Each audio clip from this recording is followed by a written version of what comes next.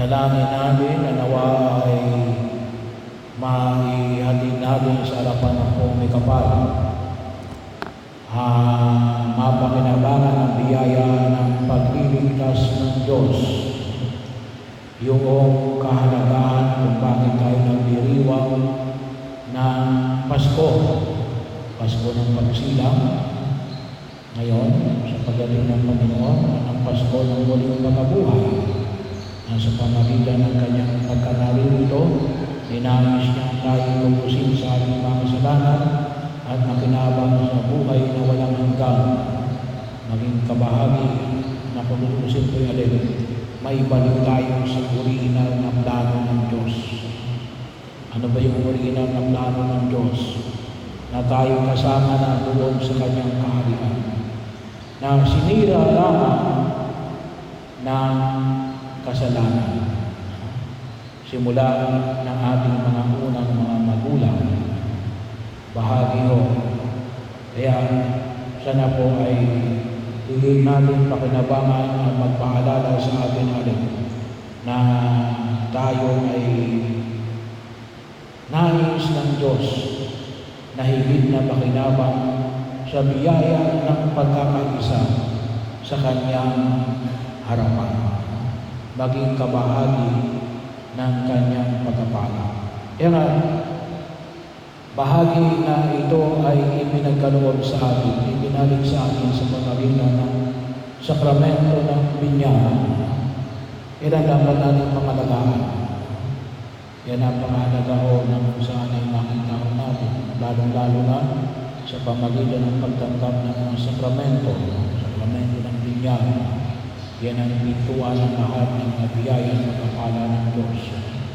Yung kumpi para magkaroon tayo ng karanagan upang harapin natin ang mga hamon ng daigdig na ito. Ang kumpisal, kung sakali man tayo ay nagkasala, ay ang Diyos ay hanggang magpatawad sa atin upang makapanibago tayo sa ating pangako ng tayo nininyagan. Yung pagkakasal na doon sa mga nagsasama bilang mag-asawa, yung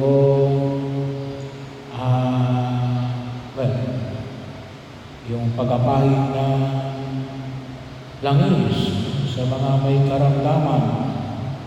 So nawa po, huwag tayong mahiya na magpatawag ng pari kapag yung mga may sakit natin, mga kapatid ay nakaratay na sa kanilang higaan o kahit na hindi pa nakaratay, hindi na makasimba sa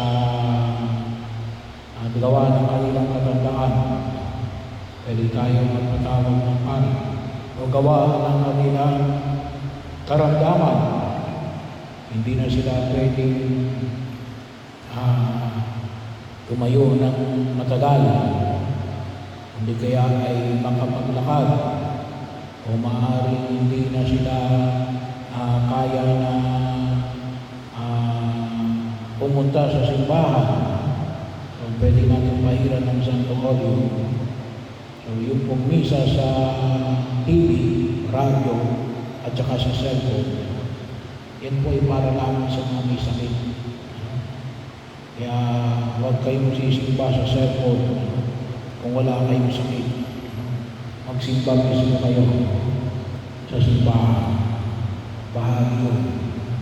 Kasi bakit? Kasi hindi nyo matatanggap si Jesus. Sa ano ng tinapay. Sa Espiritu, pwede. Pero isang biyaya, ang dulot ng Diyos ay package deal.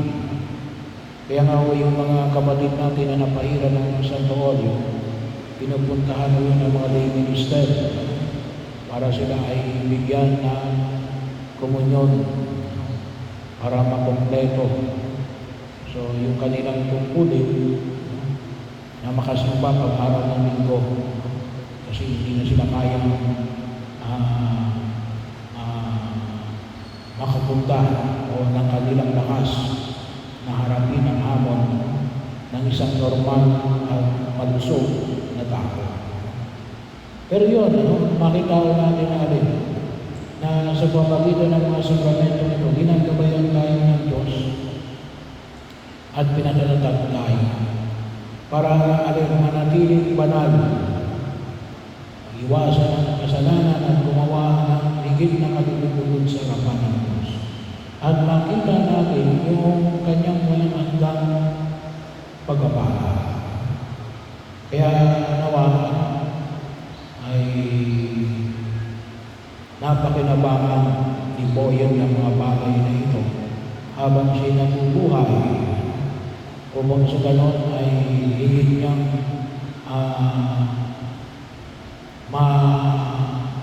makadulog sa harapan ng pumipig.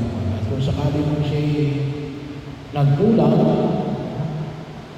kaya kinakailangan natin na ipagdasal kasi hindi natin alam. Tanging si Boyeng lang ng Diyos ang nakakaalam. So, pero tayo, ay ano yung magagawa natin? Isama natin sa panalangin every Sunday. Isama ninyo sa panalangin si Boyeng sa bahagi yun. Mayroon yung bahagi ng simbahan na sabi namin, pinagdarasal natin yung mga mahal namin sa buhay. Kapag narinig yung kawaan mo, aming mga kapatid na yumao. Kaya bago mag-misa, pwede banggitin nyo na ng tahimik yung mga mahal namin sa buhay na yumao na. Meron akong kamag-anak sa ulalo niya lahat ng pangalan ng aming mga kamag-anak na namayapa na.